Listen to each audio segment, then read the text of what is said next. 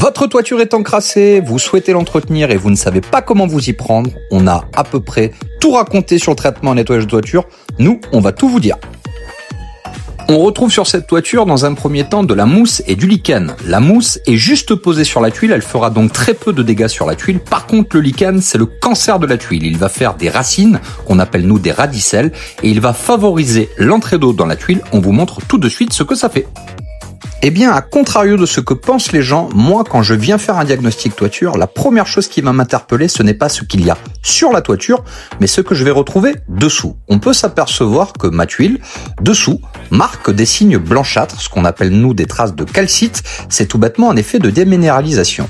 On peut s'apercevoir sur cette vidéo que les lithos, au contact de la tuile, prennent de l'humidité, qui nous laisse à savoir que la tuile ne joue plus son rôle d'étanchéité et qu'à moyen terme, les lithos, donc la structure, vont s'affaisser et se fragiliser. Dans ce cadre, on va parler d'un traitement et nettoyage de toiture en 3 phases. La phase numéro 1 sera la phase de nettoyage, la phase numéro 2 sera le remplacement des tuiles qui sont endommagées et la phase numéro 3 sera l'application d'un saturateur qui va surminéraliser la tuile et donc la protéger en bloquant l'humidité en pénétration. Vous avez vous-même un projet concernant l'entretien de votre toiture, alors n'attendez plus. Je suis Sébastien de Rénovation Toiture Occitanie, j'interviens dans tout le Grand Sud-Ouest, de Bordeaux à Nîmes.